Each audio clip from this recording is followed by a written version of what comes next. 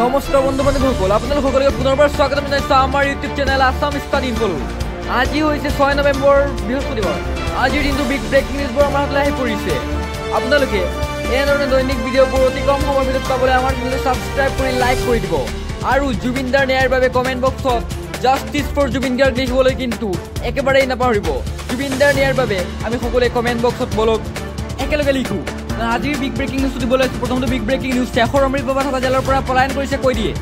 কেনেকৈ ৰখা হৈছে শেখৰজ্যোতি গোস্বামীক? প্ৰশ্ন উত্থাপিত হৈছে। কেনেকৈ ৰখা হৈছে শেখৰজ্যোতি গোস্বামী আৰু অমৃত বাবা মহন্ত? শেখৰজ্যোতি গোস্বামী আৰু অমৃত বাবা মহন্ত কেনেকৈ ৰখা হৈছে? ডাঙৰ প্ৰশ্ন অসম চৰকাৰলৈ। আজি যোনটো বিগ ব্ৰেকিং নিউজ। আৰু কেনেকৈ হাফলং জেলত সংঘটিত হ'বলৈ পালে এই ঘটনা? এই অঘটন কেনেকৈ সংঘটিত হ'বলৈ পালে এই প্ৰশ্ন কৰিছে অসমৰ জনতাই। বেদ সিং দিদং নামৰ এগৰাকী কয়দী পলায়ন কৰিছে জেলৰ পৰা। জানিব পাৰিছো যে বিগ ব্ৰেকিং নিউজ আজি বেদ সিং দিদং নামৰ এগৰাকী পলায়ন কৰিছে জেলৰ পৰা। কটকটীয়া নিৰাপত্তাৰ মাজতে জেলৰ পৰা কয়দী পলাল কেনেকৈ? কিন্তু বিগ ব্ৰেকিং নিউজ দিব লাগিছো আপোনালোকক। কটকটীয়া নিৰাপত্তাৰ মাজতে কেনেকৈ পলায়ন কৰিলে এজন কয়দীয়ে? এক ডাঙৰ প্ৰশ্ন তুলিছে আমাৰ সকলোৰে মনত। বলক আজি আমাৰ দ্বিতীয়টো বিগ ব্ৰেকিং নিউজ দিব লাগিছো। আজি কিন্তু দ্বিতীয়টো বিগ ব্ৰেকিং নিউজ আহি পৰিছে আমাৰ হাতত। অসমত আৰু নচলিব বহু বিবাহক লৈ ৰাজ্যত আহিছে কঠোৰ আইন। এগৰাকীতকৈ বেছি বিয়া পাতিলেই হ'ব 7 বছৰৰ জেল। বিবাহক লৈ বিধানসভাত আইন টানি আছে মুখ্যমন্ত্ৰী হিমন্ত বিশ্ব শৰ্মা ডাঙৰীয়া। আজি আটাইতকৈ ডাঙৰ খবৰ দিবলৈ আহিছোঁ আপোনালোকক। বাৰে বাৰে বিয়া পাতি কৰা পুৰুষৰ বিৰুদ্ধে লোৱা হ'ব আইনী ব্যৱস্থা। বাৰে বাৰে আৰু বিয়া পতা নিয়ম অসমত সম্পূৰ্ণৰূপে বন্ধ কৰিব ওলাইছে অসমৰ মুখ্যমন্ত্ৰীগৰাকীয়ে। বিবাহক লৈ আহিছে এক ডাঙৰ মন্তব্য। বিবাহক লৈ মুখ্যমন্ত্ৰী হিমন্ত বিশ্ব শৰ্মা ডাঙৰ মন্তব্য আমি দেখিবলৈ পাইছোঁ। এজন পুৰুষে এগৰাকী মহিলাকহে বিয়া পাতি কৰিব পাৰিব, অৰ্থাৎ বহু বিবাহ সম্পূৰ্ণৰূপে বন্ধ হ'ব অসমত। সুধৰুৱা হ'ব অসমৰ বহু বিবাহ ব্যৱস্থা। অসমত কেৱল মাত্ৰ এগৰাকী নাৰীকে বিয়া পাতিব পাৰিব এজন পুৰুষে। কিন্তু বিগ ব্ৰেকিং নিউজ। আজিৰ দিনটোৰ দ্বিতীয়টো বিগ ব্ৰেকিং নিউজ আহি পৰিছে আমাৰ হাতত। 1 নৱেম্বৰৰ পৰা চলি আছে অন্ন সেৱা দিন। ৰেচনৰ দোকানে চাউল কমকৈ দিলেই অথবা দোকান বন্ধ ৰাখিলেই দিয়ক অভিযোগ। ৰাষ্ট্ৰীয় সুৰক্ষা আইনৰ অধীনত আপোনালোকক দিয়া হ'ব এই সম্পূৰ্ণ অধিকাৰ। যিকোনো ধৰণৰ নতুন নিয়মেৰে সংগ্ৰহ কৰা আপোনালোকে ৰেচন আজিৰ পৰা নতুন নিয়মেৰে আপোনালোকে সংগ্ৰহ কৰক নিয়ম ৰেচন। KYC নকৰা গ্ৰাহকে নাপাব ৰেচন চাউল। আপোনাৰ যদি KYC কৰা নাই তেনেহ'লে ইতিমধ্যে অতি শীঘ্ৰেই আপুনি KYC কৰি লওক। যদিহে আপুনি ৰেচন পোৱা নাই অতি শীঘ্ৰেই কৰি লওক KYC। কিন্তু বিগ ব্ৰেকিং নিউজ, নহ'লে আপুনি বঞ্চিত হ'ব পাৰে ৰেচনৰ পৰা। মুকলিকৈ আপোনাক নতুন নাম্বাৰ দিয়া হৈছে। এই নাম্বাৰত কল কৰি আপুনি অভিযোগো দিব পাৰে। ডায়েল কৰক 180034536611। নিৰ্দেশ অমান্য কৰিলে সুলভ মূল্যৰ দোকানীৰ বিপদ অনিবাৰ্য। আপুনি এই নম্বৰত অভিযোগ দিয়াৰ লগে লগে আহিব কঠোৰ নিৰ্দেশনা মানি। অনিয়ম প্ৰমাণিত হ'লে জেললৈ যাব লাগিব ৰেচন দোকানে। কিন্তু বিগ ব্ৰেকিং নিউজ।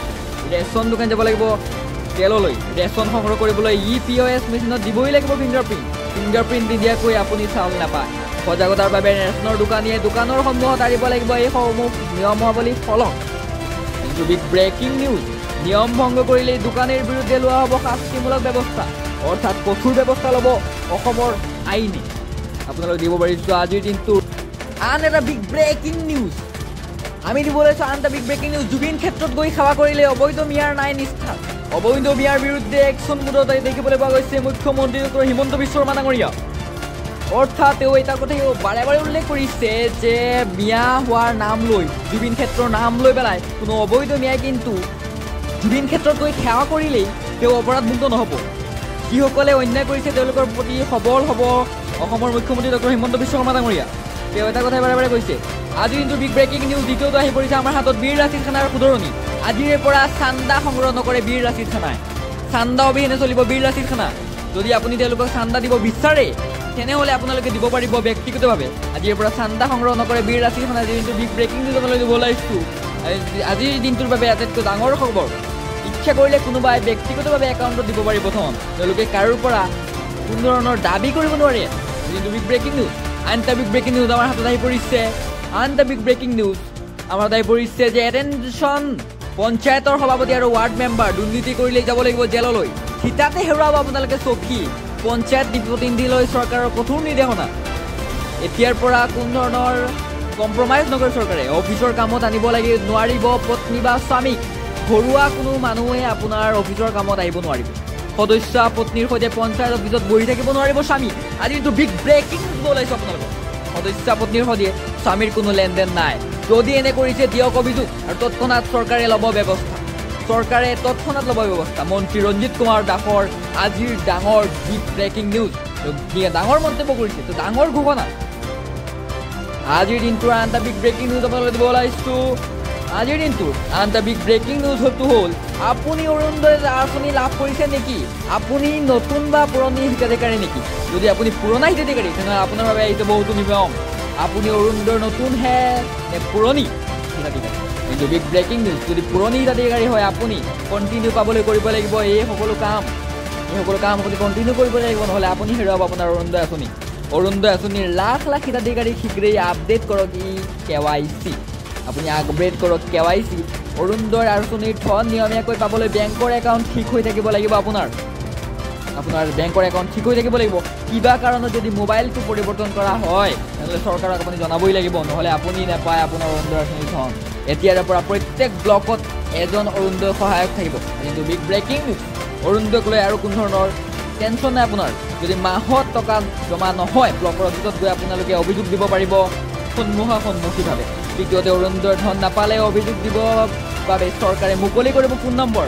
আপুনি ডাইৰেক্ট ফোন কলতো দিব পাৰিব অভিযোগ।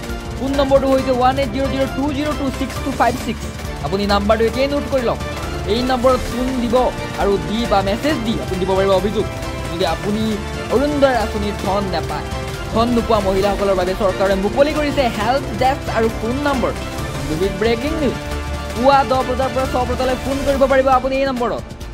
আপুনি যিকোনো মুহূৰ্তত 10 বজাৰ পৰা 6 বজাৰ ভিতৰত আপুনি কল কৰিব পাৰিব। এই ফোন নম্বৰত ফোন কৰি বা মেছেজ কৰি দিব পাৰিব আপুনি অভিযোগ। আপোনাৰ অভিযোগ শীঘ্ৰেই তেওঁলোকে ল'ব। ৰাজ্যৰ বিত্ত বিভাগে মুকলি কৰিছে এই হেল্পলাইন নম্বৰ। বিত্ত বিভাগে দেখিবলৈ পোৱা গৈছে ডাঙৰ উপলব্ধি দেখিবলৈ পাইছে। মুখ্যমন্ত্ৰী হিমন্ত বিশ্ব শৰ্মা ডাঙৰে ডাঙৰ ঘোষণা। হিমন্ত বিশ্ব শৰ্মা ডাঙৰে কৰিছে ডাঙৰ ঘোষণা, বৃহৎ ঘোষণা কৰিছে তেওঁ। আৰু আজিৰ দিনটোৰ আন এটা বিগ ব্ৰেকিং নিউজ আপোনালোকে দিব ওলাইছোঁ। আজিৰ দিনটোৰ আন এটা বিগ ব্ৰেকিং নিউজটো হ'ল নৱেম্বৰ মাহত 35,000 যুৱক যুৱতী পাব নিযুক্তি। মুখ্যমন্ত্ৰীৰ ডাঙৰ ঘোষণা। আপুনি 10 বা 15 দিনৰ ভিতৰতে ৰাজ্যত চৰকাৰে ঘোষণা কৰিব নিযুক্তিৰ তাৰিখ। আপুনি আপোনাৰ নথি পত্ৰবোৰ জমা কৰি লওক, গোটাই লওক। 2 দিনতে ঘোষণা কৰা হ'ব নিযুক্তিৰ তাৰিখ। আপুনি যদি চাকৰিৰ বাবে ৱেইট কৰি আছে তেনেহ'লে আপোনাৰ সময় আহিছে। নৱেম্বৰ মাহৰ পৰাই আৰম্ভ হ'ব নিযুক্তি প্ৰক্ৰিয়া। 35,000 যুৱক যুৱতী, এজন দুজন নহয় 35,000 যুৱক যুৱতী পাব নিযুক্তি। ডাঙৰ খবৰ, অসমৰ বাবে সৰু এটা দিন আহিছে। LP শিক্ষক, আৰক্ষী, গ্ৰেজুৱেট অফিচাৰ, ADREত প্ৰাৰ্থীয়েও উত্তীৰ্ণ হ'ব পাৰিব নিযুক্তিক লৈ আকৌ আহিল মুখ্যমন্ত্ৰী ডাঙৰ ঘোষণা। মুখ্যমন্ত্ৰীয়ে আকৌ পুনৰ কৰিছে ডাঙৰ ঘোষণা। 35,000 যুৱক যুৱতীক দিব চাকৰি। আজি দিনটোৰ আন এটা বিগ ব্ৰেকিং নিউজ আপোনালোকে দিব ওলাইছোঁ। আজি দিনটোৰ আন এটা বিগ ব্ৰেকিং নিউজ হ'ল আহি গ'ল পঞ্চায়ত সদস্যসকলৰ বাবে কঠোৰ নিয়ম। ৰাইজৰ কামত কৰিব নোৱাৰিব 1 টকাৰো লেনদেন। ৰাইজৰ কামত 1 টকাৰো লেনদেন কৰিলে তেওঁলোক যাব লাগিব জেললৈ। অসম চৰকাৰে কৰিছে ডাঙৰ ঘোষণা। ৰাজ্যৰ শ সদস্যৰ বাবে আহিছে ডাঙৰ ঘোষণা। সদস্যৰ বাহিৰে পৰিয়ালৰ কোনো লোকে থাকিব নোৱাৰিব পঞ্চায়ত অফিচত। পৰিয়ালৰ কোনো লোকে যদি কৰিব নোৱাৰিব হস্তক্ষেপ, যদি তেওঁলোকে তেনে কৰিছে তেনেহ'লে আইনী ব্যৱস্থা লোৱা হ'ব তেওঁলোকৰ ওপৰত। স্বামীসকলে পত্নীৰ কামত আহি হস্তক্ষেপ কৰিবহি নোৱাৰিব। অফিচত কেৱল অফিচৰ কাম হওক। আপুনিও দিব পাৰিব অভিযোগ। হেল্পলাইন নম্বৰ 1967ত কল কৰি আপুনি দিব পাৰিব অভিযোগ। আপুনি কল কৰাৰ অভিযোগ দিয়ক।